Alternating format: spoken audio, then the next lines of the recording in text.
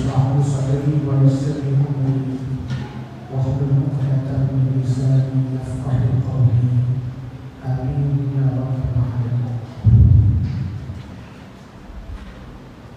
Bapak Ibu jamaah salat Isya dan tarawih yang dimuliakan Allah Subhanahu wa taala. Para hukama menguraikan agar ibadah kita diterima Allah, agar ibadah kita makbul di sisi Allah, 4 syaratnya. Sebagai mukmin, ibadah bukan hanya sekedar mengejar sah secara fikih, tapi bagaimana ibadah yang kita kerjakan itu makbul, diterima Allah. Kalau mau ibadah diterima Allah, apapun bentuknya, apakah puasa, salat, zakat, haji, umrah, 4 syaratnya. Syarat yang pertama agar ibadah makbul, al-ilmu qabla badai, adanya ilmu sebelum memulai sebuah ibadah. Adanya ilmu sebelum memulai sebuah ibadah, syarat utama agar ibadah makbul. Maka harusnya sebelum kita puasa sudah khatam bacaan kita usia. Sebelum kita salat harusnya kita sudah tamat kita salat. Sebelum haji dan umrah berangkat kita ke sana, harusnya juga kita sudah khatam bab haji dan umrah. Sebelum menikah, harusnya seseorang juga sudah khatam babul munakah. Para hukama menyampaikan bahwa amal yang tidak didasarkan kepada ilmu lebih banyak keburukannya daripada kebaikannya. Dan Muhammadiyah ini, kalau kita kaji dari aspek historisnya, gerakan ilmu, Ahmad Dahlan sebelum mendirikan Muhammadiyah, beliau masuk ke Budi Utomo belajar bagaimana cara memanage organisasi. Muhammadiyah ini lahir bukan bangun tidur. Dia lahir bukan atas dasar ilmu, atas dasar kajian, atas dasar pertimbangan, atas dasar mampu membacakan tanda-tanda zaman. Lahir konsep yang dikembangkan mencerahkan semesta. Bagaimana mencerahkan kalau gerakan ilmu tidak hidup? Artinya mencerahkan itu bermakna asalnya adalah ilmu. Menegakkan amar ma'ruf nahi mungkar. Bagaimana menegakkan amar ma'ruf nahi mungkar kalau seandainya kita tidak paham mana yang ma'ruf, mana yang mungkar? Jamaah sekalian, maka ayat yang pertama diturunkan kepada Rasulullah bukan perintah salat, bukan perintah puasa, bukan perintah zakat, bukan perintah haji, tapi perintah belajar. Jamaah sekalian yang berbahagia, maka di Muhammadiyah terkenal konsep berilmu yang amaliyah, beramal yang ilmiah. Dulu Ahmad Dahlan salat tarawih 23 rakaat, begitu tercantum dalam kitabnya Fiqhul Muhammadiyah jilid 3. Tapi setelah dikaji, lahir majelis tarjih, dikaji, jadilah sebelas seperti yang dilaksanakan oleh kebanyakan warga Muhammadiyah hari ini. Artinya ilmu adalah sumber utama, kepala, pemimpin agar ibadah kita makbul di sisi Allah. Kata para hukama ahli hikmah, menuntut ilmu sulit, tapi mengamalkan ilmu lebih sulit. Dan memelihara amal yang sudah kita kerjakan jauh lebih sulit. Kita diperintahkan bukan hanya sekedar berilmu, tapi bagaimana ilmu itu diaplikasikan dalam kehidupan kita sehari-hari. Bagaimana ilmu itu kita terapkan dalam kehidupan kita, sehingga ibadah yang kita kerjakan bukan atas dasar sakwasangka, bukan atas dasar hanya sekedar praboga, bukan sekedar fiktif belaka, tapi atas dasar ilmu. Jangan grogi kalau ada orang bertanya, kalau ini ibadahmu, mana dalilnya? Kalau ini modelnya, mana ayatnya? Tidak ada ayatnya, mana hadisnya? Tak ada hadisnya, mana ijma'nya, mana qiyasnya, dan seterusnya.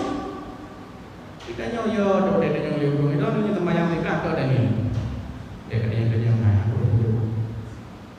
ini kan persoalan. Maka ilmu menjadi penting. Begitu juga sebaliknya.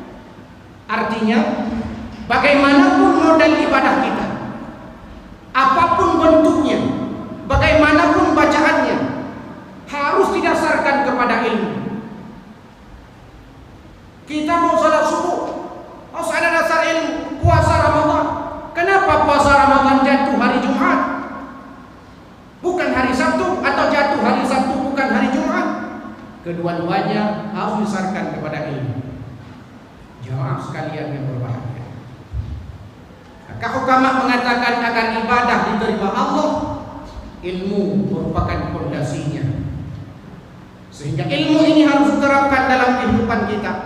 Ibnu Mas'ud mengatakan, man ta'allama ilman, siapa orang yang menuntut ilmu, lam yaf'al bihi, lalu tidak mengamalkan ilmu itu, lam yazidhu illa kubra, tidak bertambah kepadanya kecuali kesombongan. Urangna ilmu hana beramal, yang nak mendamah kegonyan adalah sombong, merasa hebat, punya mendawa lebahan, hanya untuk berbicara, hanya untuk berdebat, bukan untuk mengamalkan. Menyokun aku mata raya, urangna ilmu hana amal, nyan taban lagi urang kaya hana mendawa. Peng melipat, mujuda peng, pada hubung ngomong kata nyai itu pelipeng, bengeh peng katanya, kecuali hawa tu. Artinya dia pelit untuk dia sendiri. Menyakri gegahnya kawin, ya tak naik koko. Tapi menyakri gerah, ya naik kau. Jamaah sekalian yang berbahagia. Maka perintah Allah dalam surat Al-Asr itu, orang yang tidak rugi 4. Orang yang tidak rugi 4. Siapa? Amanu, yang beriman. Yang kedua, wa amilus salihah, orang yang beramal saleh. Allah tidak gunakan kalimat wa alimus salihah, orang yang tahu tentang amal saleh. Amal saleh itu lahir dari ilmu. Artinya urang malem rubau. Bila ilmu itu tidak diamalkan dalam kehidupannya. Bahkan dalam riwayat disebutkan nanti di neraka itu urang malem rupanya dalam neraka. Sampai ahli neraka hidup ini. Kok urang malem dalam neraka? Munya maleng dalam nerakanya tak biasa. Perampok, koruptor, penyebar hoax, nya tak biasa dalam neraka. Nya urang malem dalam neraka. Sampai ahli neraka hidup ini. Ini mana punya dalam neraka? Jangan bukan kamu tadi. Ni tumayang ni upah. Alah, tiganya kita main diskusi dalam neraka. Alah ibadah dua. Tentunya jangan buka gerau kagak, gerau mana itu. Muslimin wal muslimat gerau benda belum bedina. Ini kan jadi persoalan. Bapak Ibu sekalian yang berbahagia. Maka apapun model ibadah kita, apapun bentuknya, khususnya ibadah-ibadah mahdah, harusnya semua itu muaranya adalah ilmu, sehingga amal makbul di sisi Allah Subhanahu wa taala. Kata dalam pepatah Arab itu, al-ilmu bila amalin kasyajari bila safarin. Ilmu yang tidak diamalkan laksana pohon tak berbuah, hanya sekedar untuk melului mendaun, untuk supaya mereka kena ujian je, supaya untuk mereka umum je. Tapi hanako, untuk kodamnya hanako, artinya tidak ada manfaat lebih kepada dirinya dan orang lain. Jamaah sekalian yang berbahagia, dalam kitab Minhajul Abidin malah Imam Ghazali lebih jauh dari itu menyampaikan amal yang tidak didasarkan kepada ilmu, amal itu tidak sempurna. Bahkan iman yang tidak didasarkan kepada ilmu, imannya pun tidak sempurna. Bukan Bukankah keislaman kita hari ini rata-rata adalah keislaman turunan dari orang tua kita? Karena mak danyo Islam, danyo adalah karena ayah danyo Islam, danyo Islam. Nya seandainya mungkin punya ayah danyo Ahok, dia danyo kadang dia Ahok. Artinya itu sebuah nikmat Allah. Tapi bagaimana Islam yang telah Allah berikan ini, iman yang sudah ada di dalam dada kita itu kita perbaharui terus. Bukan suatu yang aneh menyenda manusia. Wadah SD model menang sama yang ini. Wadah SD mah kadain. Dia kuliah kadain. Bukan sesuatu yang aneh. Karena perubahan ibadah yang kita kerjakan itu tidak menjadi aneh karena disebabkan oleh perubahan ilmu pengetahuan kita. Jamun lagi nyan model sama yang ini kadain apa? Kita nyuruh lawat kalau aliran punya tu aliran listrik ini. Kadain biasa lah jamun lagi. Bukan sesuatu yang aneh. Karena perkembangan itu disebabkan oleh ilmu pengetahuan. Bukan berarti pula orang berilmu harus merubah-rubah ibadahnya.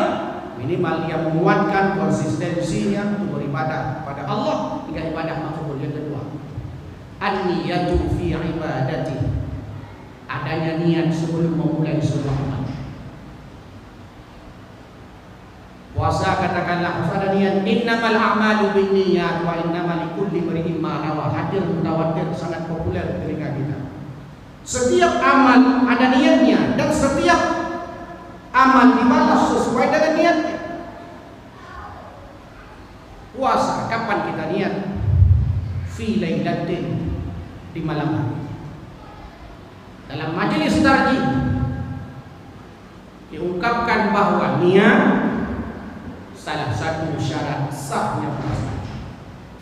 Sebab itu agar kita ibadah diterima Allah Subhanahu wa taala, patutlah kita berniat dalam setiap aktivitas ibadah kita kepada Allah Subhanahu wa taala. Agar ibadah diterima, satu, adanya ilmu sebelum memulai sebuah amal. Dua, adanya niat tatkala mau melakukannya. Tiga, kita lanjutkan besok pagi insyaallah. Assalamualaikum warahmatullahi wabarakatuh.